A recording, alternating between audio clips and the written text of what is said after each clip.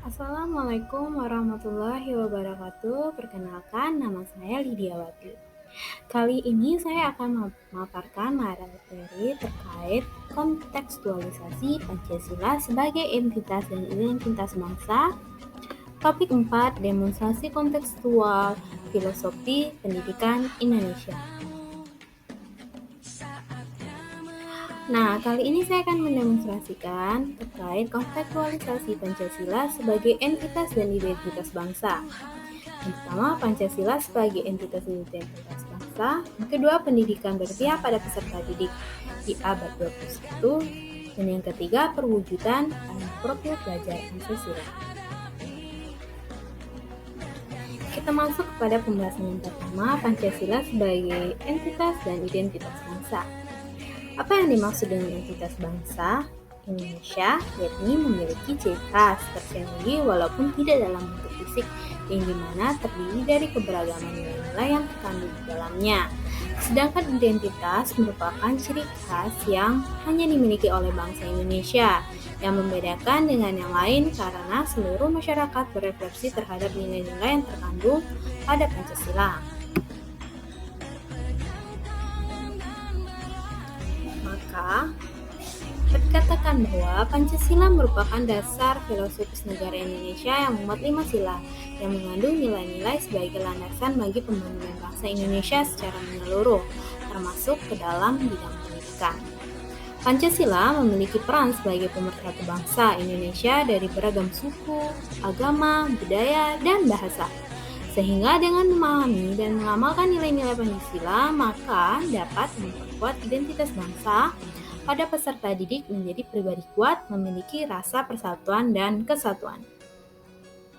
Dan yang ketiga, Pancasila memberikan landasan bagi pembentukan karakter peserta didik yang dimana nilai-nilai seperti gotong royong, keadilan, kebersamaan, dan toleransi yang terkandung dalam Pancasila menjadi fondasi penting dalam pendidikan karakter yang diharapkan dalam pendidikan abad 21.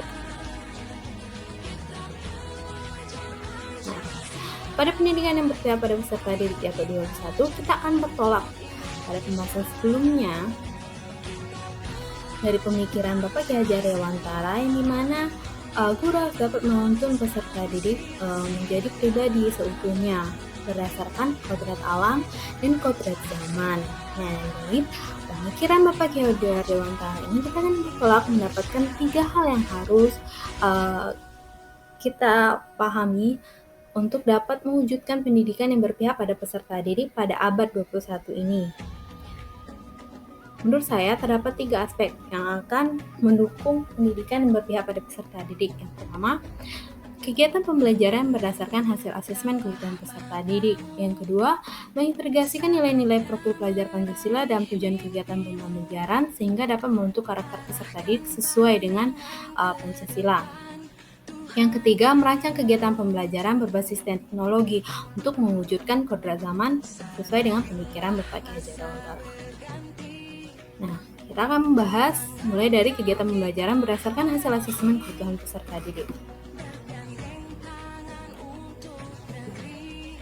Pada kegiatan pembelajaran, terutama yang melatar saya, yaitu guru BK, kebutuhan peserta didik dapat diketahui melalui 2 instrumen. Yang pertama, instrumen tes dan non-tes. Instrumen tes dapat berupa tes IQ, bakat, minat, tes intelijensi, dan lain-lain. Nah, perlu diingat bahwa untuk dapat melaksanakan memberikan instrumen tes ini,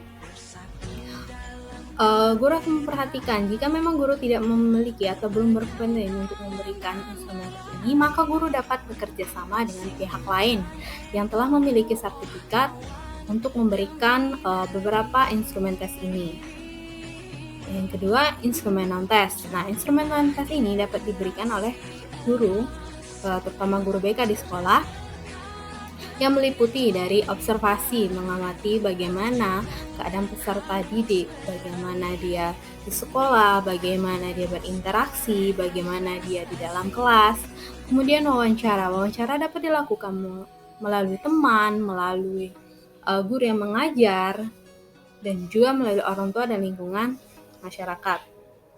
Selanjutnya AUM umum dan AUM PTSDL, di mana AUM umum ini dapat mengungkapkan masa-masa umum yang dialami oleh peserta didik. Sedangkan AUM PTSDL ini akan mengungkapkan bagaimana masalah yang dialami peserta didik terkait masalah belajar. Begitu juga dengan AKPD. Dan selanjutnya ada sosiometri. Sosiometri ini untuk mengetahui bagaimana interaksi peserta didik pada lingkungan sosialnya, terutama di dalam kelas.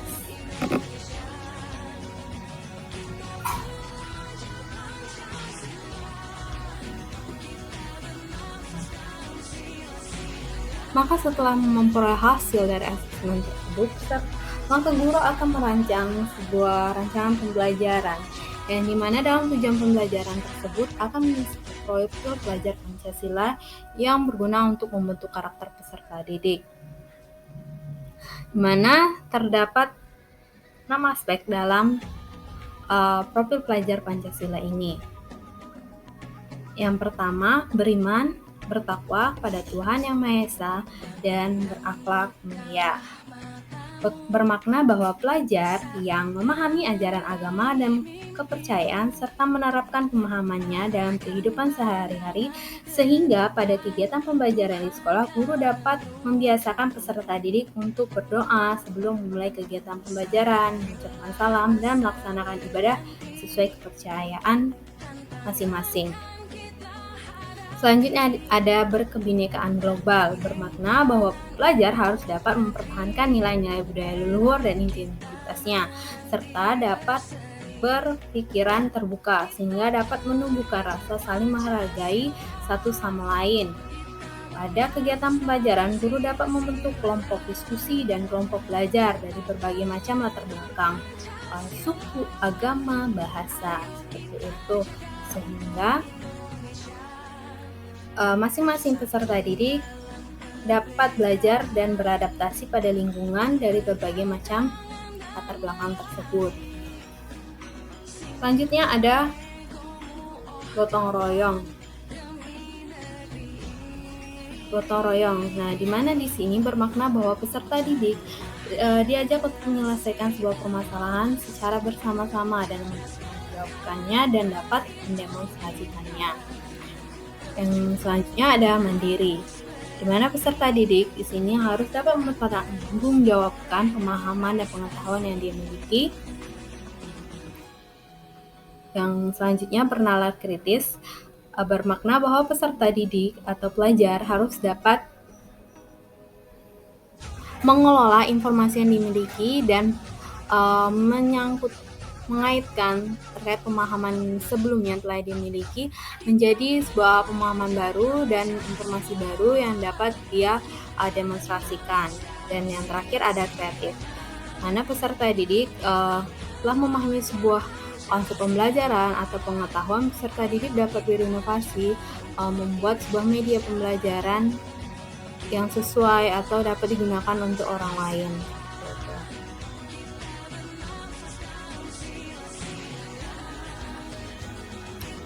Nah, selanjutnya kita masuk pada rancangan kegiatan pembelajaran berbasis teknologi.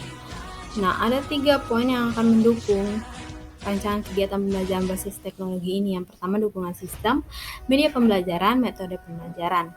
Dukungan sistem dapat berupa sarana prasarana seperti ruangan yang mendukung, fasilitas lain seperti wifi, komputer ataupun laptop, layar proyektor, dan lain sebagainya.